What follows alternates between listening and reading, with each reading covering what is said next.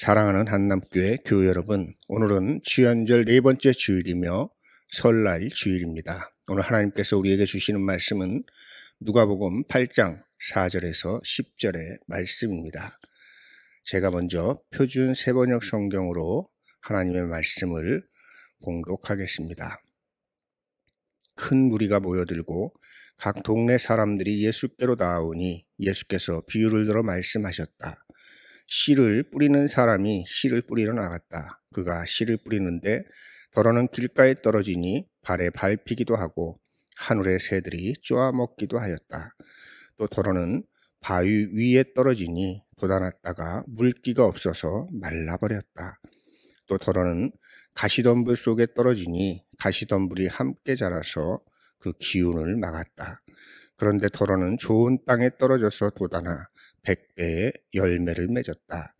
이 말씀을 하실 때에 예수께서는 들을 귀가 있는 사람들은 들어라 하고 외치셨다. 예수의 제자들이 이 비유가 무슨 뜻인지를 그에게 물었다. 예수께서 대답하셨다. 너희에게는 하나님 나라의 비밀을 아는 것을 허락해 주셨다. 그러나 다른 사람들에게는 비유로 말하였으니 그것은 그들이 보아도 보지 못하고 들어도 깨닫지 못하게 하려는 것이다. 아멘. 오늘 하나님께서 우리에게 주신 말씀을 통해서 호시우부의 신앙이라는 제목으로 말씀을 나누고자 합니다. 신축년 하얀 소해해를 보내고 있습니다. 이제는 이민년 검은 호랑이의 해가 시작됩니다. 한 해를 보내고 새해를 맞이하시는 모든 분들의 삶을 임마누엘 하나님께서 지켜주시길 바랍니다. 오늘은 호시우부의 신앙이라는 제목으로 말씀을 나누고자 합니다. 호시우부란 말 그대로 호랑이의 눈으로 보고 황소 걸음으로 걷는다 하는 말이 되겠습니다. 우리는 칠흑 같은 어둠을 꿰뚫어보는 호랑이의 눈과 수레를 끌고 뚜벅뚜벅 걸어 천리길을 가는 황소의 걸음이 필요한 시대를 살아가고 있습니다. 오늘 우리가 함께 나눈 말씀은 네 가지 땅에 떨어진 씨앗의 비유로 잘 알려진 말씀입니다.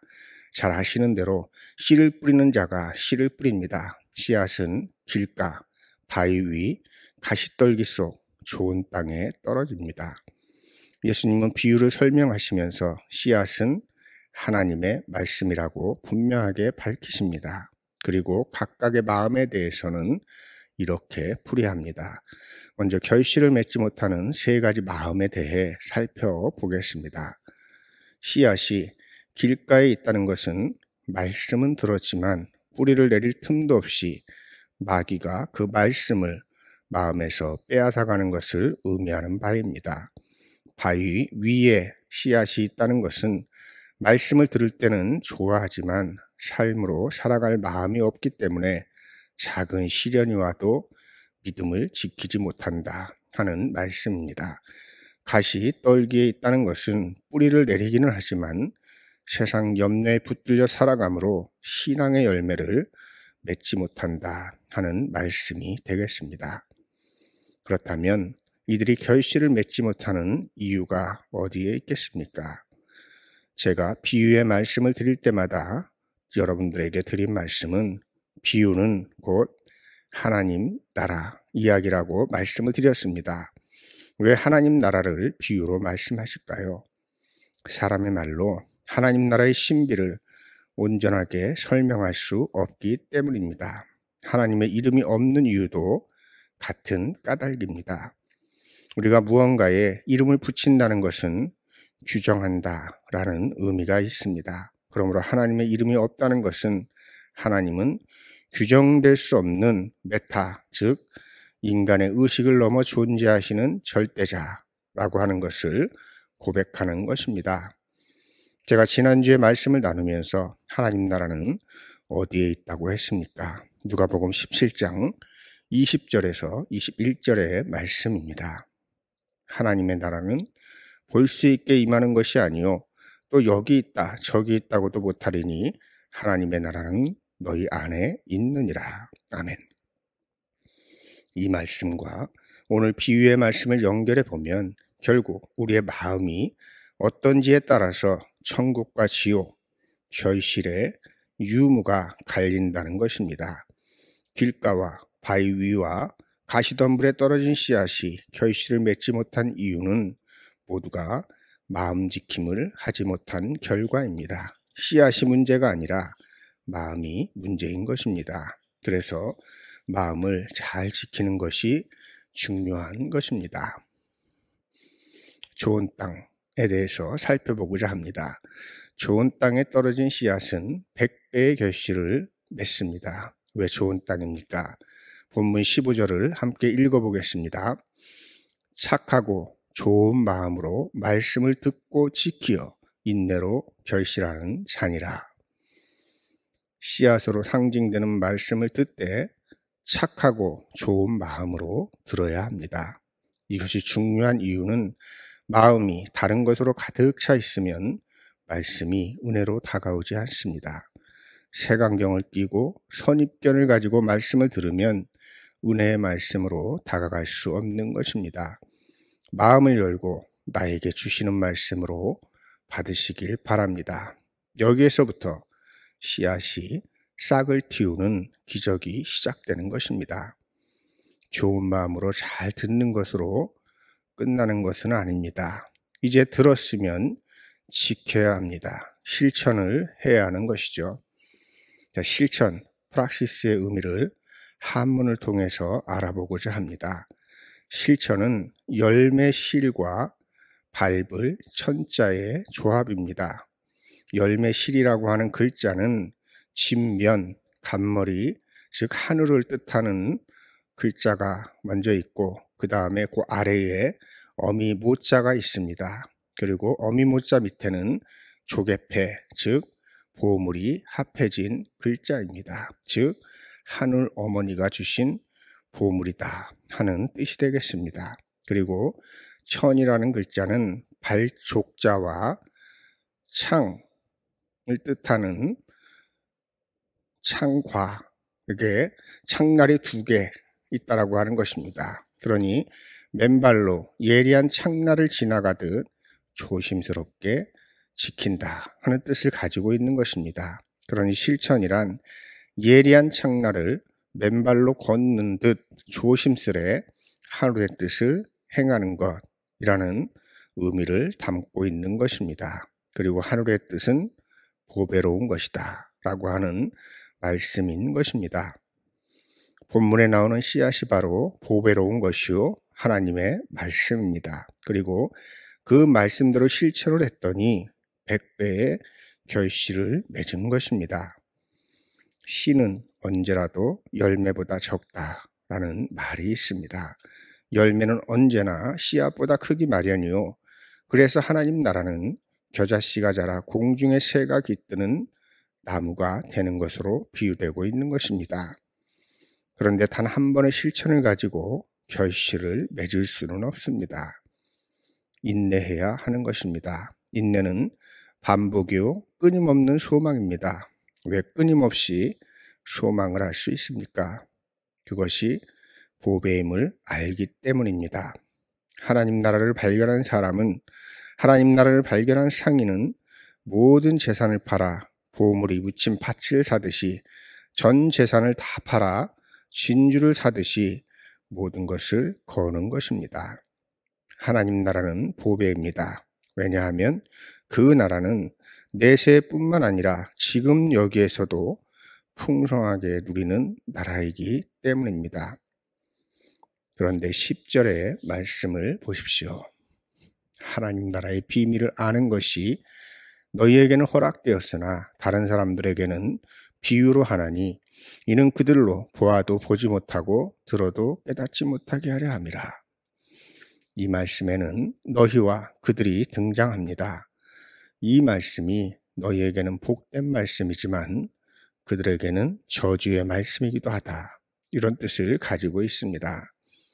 여러분은 하나님의 비밀을 아는 너희가 되길 주님의 이름으로 축원합니다. 여러분, 왜 그들은 같은 예수님을 보고 예수님의 말씀을 들어도 깨닫지 못하는 것일까요? 마음에 자기 의가 가득하기 때문입니다. 당시 예수님을 사사건건 반대하고 결국은 사내들인에 넘긴 이들은 종교 지도자들이었습니다. 그리고 그들의 선동에 휘둘려 바라바를 외치며 예수를 처형하라고 외쳤던 군중은 집단적인 광기에 사로잡혔던 것입니다. 명목은 하나님의 이름을 위하여였습니다. 그러나 그들의 마음에는 온갖 세상의 것들이 가득했습니다. 종교 지도자들은 예수님으로 인해 자신들의 기득권을 위협받는다고 생각했고, 군중은 로마의 식민지로부터 벗어나려면 예수님보다는 바라바와 같은 혁명가가 필요하다고 여겼던 것입니다. 하나님 나라의 비밀을 아는 것이 우리에게 허락되었습니다. 하나님의 말씀은 그냥 문자로 읽는다고 읽혀지는 것이 아닙니다. 과거에 성서 무호설과 축자 영감설에 근거한 군본주의자들은 하나님의 말씀을 수호한다는 명목으로 인류 역사에 수많은 범죄 행위를 저질렀습니다. 그런데 지금도 여전히 그런 이들이 있고, 창조과학회 같은 사이비들이 성경 말씀을 통하여 과학을 증명하려고 시도합니다. 이단들은 지나치게 성경을 자의적으로 해석해서 성경 말씀의 참뜻을 왜곡합니다. 그들에게는 보아도 보지 못하고 들어도 깨닫지 못하도록 하셨기 때문입니다. 말씀을 정리하겠습니다. 그렇다면 왜 이 시대에 우리는 호시우부의 신앙을 가지고 살아가야 할까요? 첫째로 시대가 어둡기 때문입니다. 만문의 사회는 경쟁과 비교, 승자 독식, 약육 강식을 당연한 것으로 여기게 합니다. 더 많이 소유하고 더 많이 가지는 것을 성공이라고 부추깁니다. 이런 어두운 시대 속에서 진리는 잘 보이지 않습니다. 그러므로 호랑이의 눈이 필요한 것입니다. 무엇이 옳고 그른지 분별할 수 있는 지혜와 그것을 실천할 수 있는 용기가 필요한 것입니다. 둘째로 경쟁의 시대이기 때문입니다. 경쟁의 시대는 빨리빨리의 시대입니다. 인간답게 살기 위한 쉼조차도 사치로 만들어 버립니다. 빨리빨리 성과를 이루려고 하다 보니 조급합니다. 금방 지칩니다. 그래서 소의 걸음이 필요한 것입니다. 황소 걸음은 빠르지 않지만 수레를 끌고 천리길을 가는 것입니다. 이런 진득함이 필요한 시대이기 때문에 호시우부의 신앙이 필요한 것입니다. 셋째, 가벼운 시대이기 때문입니다. 빈 수레가 요란하다라고 하는 말이 있습니다. 수레가 가벼우면 소가 걸음을 내디딜 때마다 달그락달그락 요란할 수밖에 없습니다. 그러나 수레가 채워져 있으면 묵직하니 소리가 나지 않습니다. 그래야 수레를 끌고 가는 소도 편안합니다. 지나치게 가벼운 시대, 심지어는 인간의 생명까지도 너무나 가볍게 취급하는 시대에서 신앙인들은 균형추가 되어야 하는 것입니다. 그리고 하나 더 중요한 것은 인내하며 걸어가되 방향이 올곧아야 하는 것입니다. 무작정 걸어가는 것이 능사가 아닙니다. 이런 지혜를 갖고 살아가시는 여러분들 되시기를 주님의 이름으로 축원합니다. 이제 신축년 하얀 소의 해가 지나고 이민년 검은 호랑이의 해가 오고 있습니다. 아무리 시대가 어둡고 힘들어도 호시오부의 신앙으로 인내하며 뚜벅뚜벅 걸어가셔서 하나님의 말씀이 여러분을 통하여 100배의 결실을 맺는 삶을 살아가시기를 주님의 이름으로 축원합니다.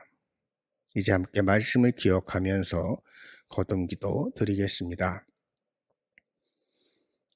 지난 모든 시간 동안 우리를 지켜주신 하나님, 한 해를 보내고 또 새해를 선물로 주시니 감사드립니다. 우리에게 하나님 나라의 비밀을 알게 하시는 복을 주셔서 주님의 말씀이 우리 삶의 생수가 되게 하옵소서.